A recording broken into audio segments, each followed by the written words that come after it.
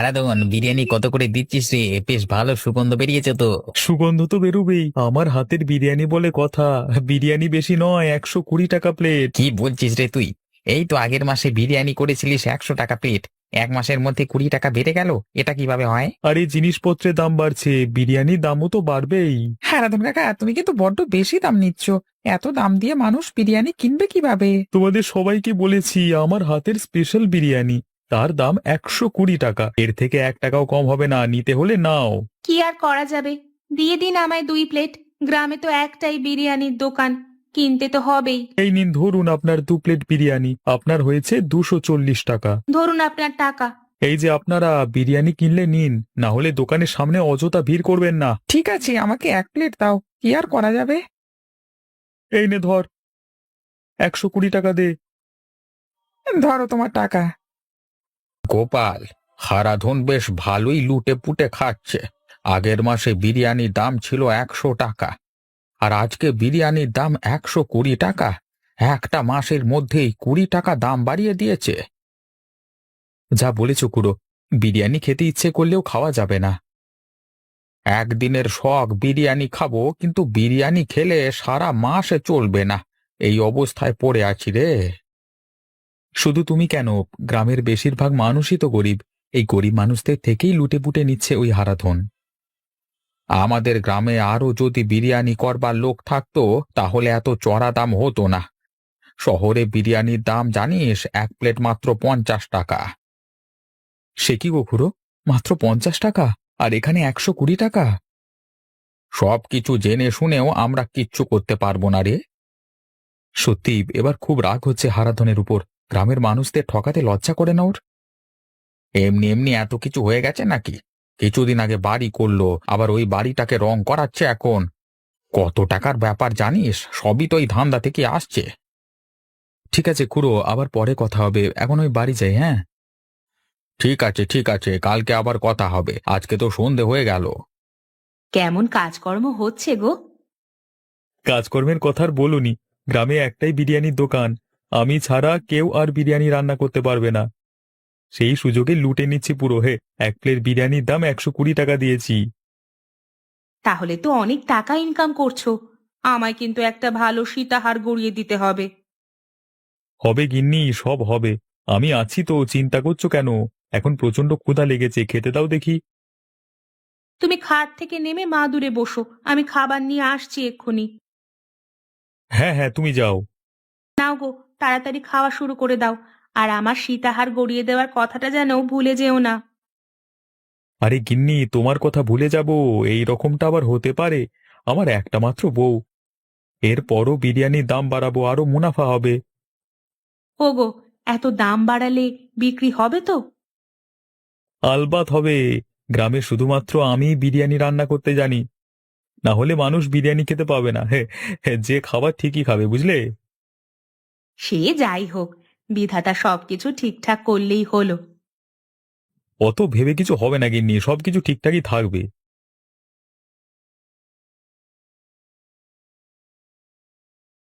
গিন্নি, রোজ রোজ এই একই খাবার আর ভালো লাগে না, ভাবছিলাম একদিন বিরিয়ানি খাবো। আরে, তোমার মাথা খারাপ নাকি? বিরিয়ানির তো অনেক দাম। অত দাম দিয়ে খাবার খেলে আমাদের সংসার চলবে কিভাবে? একদিন ইচ্ছে হয়েছে নিয়ে আসি না, তারপর কিছুদিন একটু টানাটানি করে হলেও সংসার চালিয়ে নেব। না না, ওইসব হবে না। যেমন টাকা সেই রকম খাওয়া দাওয়া করো। বেশি বাড়াবাড়ি করতে গেলে আমাদেরই সমস্যায় পড়তে হবে। আচ্ছা গিন্নি, তুমি যেমন বলবে। মন খারাপ কিছু নেই, তোমায় আমি ভালো কথাই বলছি। আচ্ছা, কাল যখন মাছ ধরতে যাবে তখন কিছু কাঁকড়া ধরে নিয়ে এসো। কাঁকড়া দিয়ে কি হবে? ওটা তো ভালো দামও পাওয়া যায় না, আর খরিদ্দারও তো সেরকম হয় না, তাই জন্যই ছেড়ে দিয়েছি। তুমি আগে কিছু কাঁকড়া ধরে নিয়ে এসো না, তারপর আমি দেখছি কি করা যায়। নতুন একটা পদ রান্না করব, খেয়ে তুমি খুব খুশি হবে। আচ্ছা গিন্নি, তুমি যখন বলছো, আমি কাঁকড়া ধরে নিয়ে আসবো। বিরিয়ানি থেকে ভালো কিছু হবে নাকি? এখন যদি সবই বলে দিই তাহলে তো হয়েই গেল। তুমি কাল কিছু কাঁকড়া ধরে নিয়ে এসো, তারপর আমি রান্না করব একটা জিনিস, খেতে তোমার খুব ভালোই লাগবে, বিরিয়ানির মতন। আচ্ছা তাহলে তাই হবে। অনেক রাত হলো, এখন ঘুমিয়ে পড়ি। কাল তো আবার সকাল সকাল উঠতে হবে। হ্যাঁ, আমিও এটাই বলতে যাচ্ছিলাম। ঘুমিয়ে পড়ো। কাঁকড়া দিয়ে গিন্নি আবার কি পদ রান্না করবে কে জানে। বাজারে তো কাঁকড়া বিক্রি নেই, যদিও বা বিক্রি হয় তাহলে একদম অতি সামান্য মূল্যে। গিন্নি আবার কি ভাবছে সেটা গিন্নি ছাড়া কেউ বলতে পারবে না। এই তো নদীর সামনে চলে এসেছি, আমার নৌকা বাঁধা আছে, যাই তাড়াতাড়ি মাছ নদীতে যাই। এই ছুঁড়ে দিলাম জাল, দেখা যাক কেমন কি মাছ ওঠে, এরপর টেনে তোলা যাক। আরে বাস, এ তো ভালোই মাছ উঠেছে দেখছি। আজকে মনে হচ্ছে দিনটা বেশ ভালোই যাবে, প্রথম থেকেই এত মাছ উঠছে। আর একবার জালটা ফেলে দেখি যদি কোনো কাঁকড়া ওঠে। এইবারে তো শুধুই মাছ উঠেছে। বাহ, এবারে তো মাছের সাথে কাঁকড়া উঠে গেছে, বেশ ভালোই হয়েছে। অনেক মাছ ধরে ফেলেছি, এবার বাড়ি যাই। কাঁকড়াগুলো গিন্নিকে দিতে হবে, রান্না করবে তো। তারপর আমি হাটে যাব মাছগুলো বিক্রি করতে। যাই যাই, চটপট নৌকা ঘুরিয়ে পাড়ে যাই। খেয়ে যান, আমার হাতের স্পেশাল বিরিয়ানি খেয়ে যান। একবার খেলে আবার খেতে ইচ্ছে করবে। স্বল্প মূল্যে পেয়ে যাবেন স্পেশাল বিরিয়ানি। দাদা, বিরিয়ানি কত করে দিচ্ছ? এক প্লেট বিরিয়ানির দাম 120 টাকা। তা তোমায় দেবো নাকি? খাওয়ার ইচ্ছে তো অনেকই ছিল, কিন্তু তুমি যা দাম রেখেছো তাতে ইচ্ছে গেলেও খাওয়া যাবে না। আর তুমি প্রচার করছো স্বল্প মূল্য লিখে, সাধারণ মানুষের কাছে এই মূল্যটা স্বল্প মূল্য হতে পারে না। ও, তুমি খাবে না? তা বুঝতে পেরেছি। তাহলে দোকানের সামনে ঝামেলা করো না, এখান থেকে কেটে পড়ো। হ্যাঁ, যার বিরিয়ানি কেনবার ক্ষমতা নেই সে আবার আমাকে জ্ঞান দিচ্ছে। হ্যাঁ, দেখে নিও আমার কতটা ক্ষমতা। একদিন তোমার এই বিরিয়ানির দোকান আমার জন্য আর চলবে না, কথাটা আমি বলে গেলাম। হ্যাঁ, আরে তুই যা যা, ফালতু সব কথা বাড়াতে এসেছে।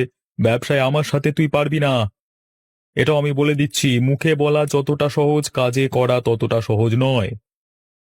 আমি কাজে করি দেখাবো, এই অপমান আমি কখনো ভুলতে পারবো না। সকল খদ্দেরকে সমান চোখে দেখতে হয়, অপমান করতে নেই, এটা তুমি একদিন ঠিকই বুঝবে। আরে চা তো, কোথাকার একটা গরিব ছেলে এসে আমাকে ব্যবসা শেখাচ্ছে। পার্থবাবু, কতদিন বিরিয়ানি খাওয়া হয়নি, একদিন বিরিয়ানি খেলে হতো না? আমার সাথে আপনিও চলুন, দুজন মিলে খেয়ে আসবো। মোড়ল মশাই, আমাকে মাফ করবেন, আমি আপনার সাথে যেতে পারবো নিকো। কেন, আমার সাথে গেলে কি অসুবিধা আছে আপনার? বাবু, আমি গরিব মানুষ, কত টাকা দিয়ে বিরিয়ানি আমি খেতে পারবো না, ওই খাবার আমার মুখে উঠবে না। আরে আপনি ওসব নিয়ে চিন্তা করছেন কেন? আমি তো যাচ্ছি, আমি টাকা দিয়ে দেব। মোড়ল মশাই, টাকা আপনি না হয় দিয়ে দেবেন, কিন্তু আমি খেতে পারবো না। যেই বিরিয়ানি শহরে বিক্রি হয় মাত্র 50 টাকায়, সেই বিরিয়ানি বিক্রি করছে 120 টাকায়। সে কি কথা, আমি তো শুনেছিলাম 100 টাকায় এক প্লেট, 120 টাকা হয়ে গেছে। আমাদের গ্রামের বিরিয়ানি বিক্রেতা হারাধন সুযোগ নিচ্ছে, আর অন্য কোনো বিরিয়ানির দোকান নেই তো, তাই দাম বাড়িয়ে চলেছে। এত বেয়াদবি করছে হারাধন? হ্যাঁ মোড়ল মশাই, গ্রামে আরো একটি বিরিয়ানির হোটেল খুললে তবেই ওর বেয়াদবি কমবে, কিন্তু গ্রামে কেউই বিরিয়ানি রান্না জানে না। তাহলে কি আর করা যাবে পার্থবাবু, ওর বেয়াদবি সহ্য করতে হবে। এইখানে আমি কিছু করতে পারবো না, ওর ব্যবসা ও বুঝবে, আমি তো কিছু বলতে পারি না। সেটাই, আমাদের কিছুই করবার নেই। কই গো, কোথায় গেলে? আমি এসে গেছি, একবার বাইরে এসো। কি ব্যাপার, আজকে এত তাড়াতাড়ি চলে এলে যে? সব কাজ হয়ে গেছে নাকি? আরে না না গিন্নি, তুমি আজকে কাঁকড়া ধরে দিতে বলেছিলে তো, তাই কাঁকড়াগুলো তোমায় দিতে এসেছি, এবার মাছগুলো নিয়ে হাটে যাব। ও হ্যাঁ, আমি তো ভুলেই গিয়েছিলাম। কই দাও দেখি কাঁকড়াগুলো।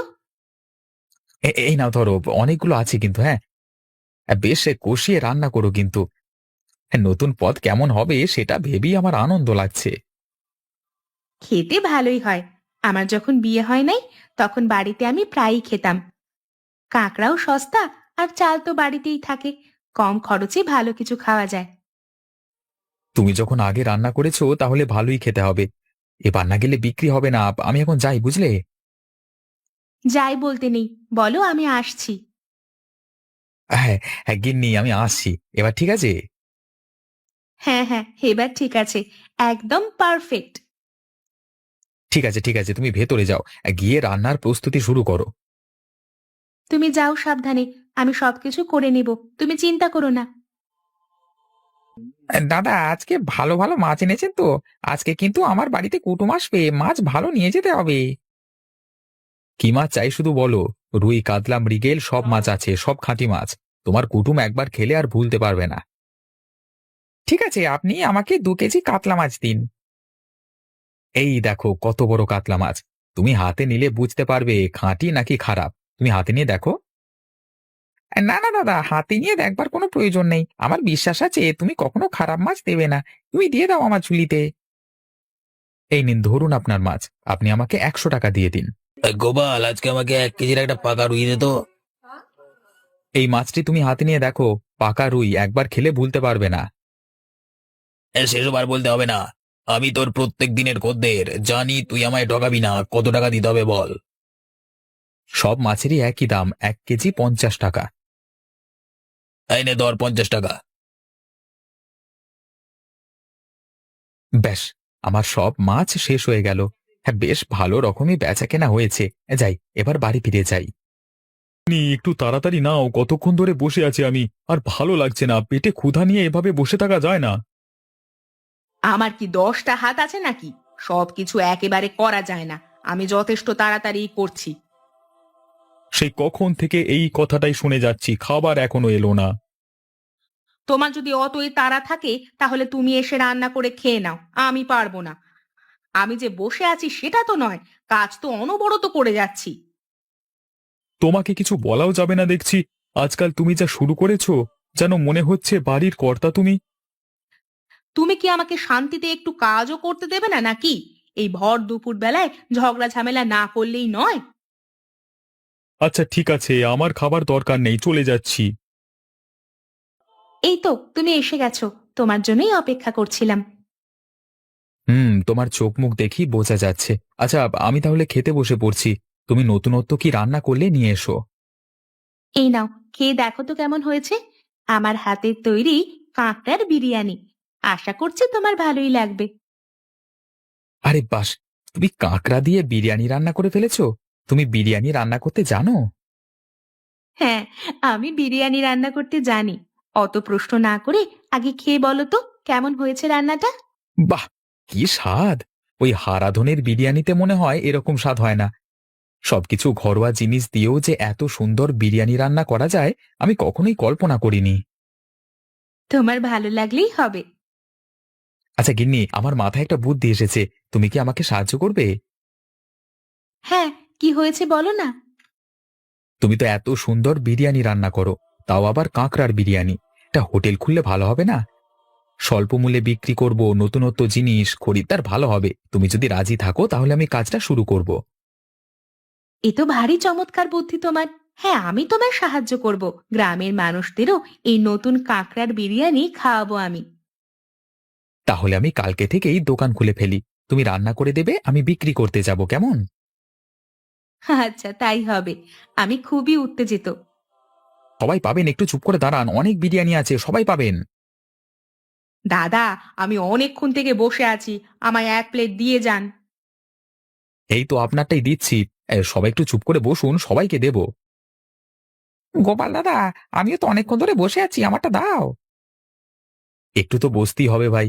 আমি তো একা কাজ করছি, একটু তো সবুর করতেই হবে। আচ্ছা দাদা, তুমি করো একটু তাড়াতাড়ি। সকলে খেয়ে বলবেন কাঁকড়ার বিরিয়ানি কেমন হয়েছে। হ্যাঁ, আগে নিশ্চয়ই কোনোদিন খাননি। চমৎকার খেতে। এক কথায় যাকে বলে লাজবাব। কে রান্না করেছে এই বিরিয়ানি? আমার গিন্নি রান্না করে দিয়েছে, আর আমি বিক্রি করছি। দাদা, তোমার গিন্নির হাতে রান্না খেয়ে আমি তো পুরো আনন্দিত হয়ে গেলাম গো। এত সুন্দর বিরিয়ানি, তাও আবার এত কম দামে। উফ। অসংখ্য ধন্যবাদ আপনাদের। আরে গোপাল, তুই আবার কবে থেকে বিরিয়ানির দোকান খুললি? কই, আমি তো কিছু জানি না। আগে মোড়ল মশাই, আজকেই হোটেল খুলেছি। ভেবেছিলাম আজকে সন্ধ্যের দিকে আপনার কাছে যাব বিরিয়ানি নিয়ে। আর যেতে হবে না, আমি নিজেই চলে এসেছি। বিরিয়ানি হবে তো? হ্যাঁ হ্যাঁ, আপনি বসুন টেবিলে, আমি এক্ষুনি দিয়ে দিচ্ছি আপনাকে। কি সুস্বাদু এই বিরিয়ানি! এরকম বিরিয়ানি আমি সত্যি কখনো খাইনি। আবার কাঁকড়ার বিরিয়ানি, ভেবেই কেমন মজা লাগছে। আচ্ছা, বিরিয়ানির দাম কত রেখেছিস? আগে কর্তাবাবু, শহরে যেমন দাম 50 টাকা, সেরকমই রেখেছি, যাতে সবার সাধ্যের মধ্যেই থাকে। বাহ, তুই যে সবার কথা ভেবে হোটেল করেছিস, এতে আমি খুবই খুশি। কিছু সাহায্য লাগলে আমাকে বলবি তুই, আমি সাহায্য করব। ঠিক আছে কর্তাবাবু। আজকে বেশ ভালোই বিক্রি হয়েছে। কালকে গিন্নিকে বলবো আর একটু বেশি করে বিরিয়ানি রান্না করতে।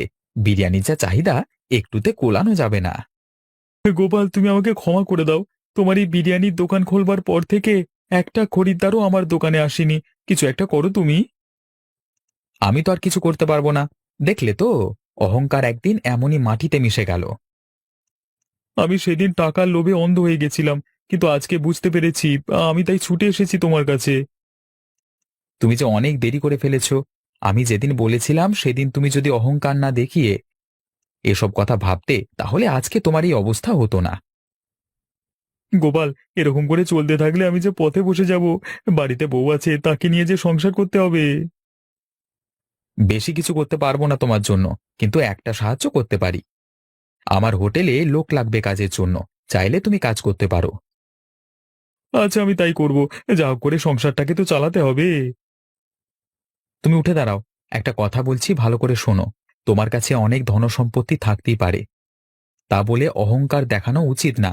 সব সময় সবার ভালো খারাপ চলে, সবাইকেই প্রয়োজন। আমি তোমার কথা বুঝতে পেরেছি গোপাল। অহংকার চিরকালের জন্য স্থায়ী নয়। অহংকার দিয়ে কিছু হয় না। এবার থেকে আমি সকলকে সাহায্য করব। তুমি বুঝতে পেরেছো, এতেই আমি খুশি। যাও, এখন বাড়ি ফিরে যাও। কালকে আমার দোকানে চলে এসো, কেমন? সত্যি, তুমি মানুষ হিসেবে খুবই ভালো গো।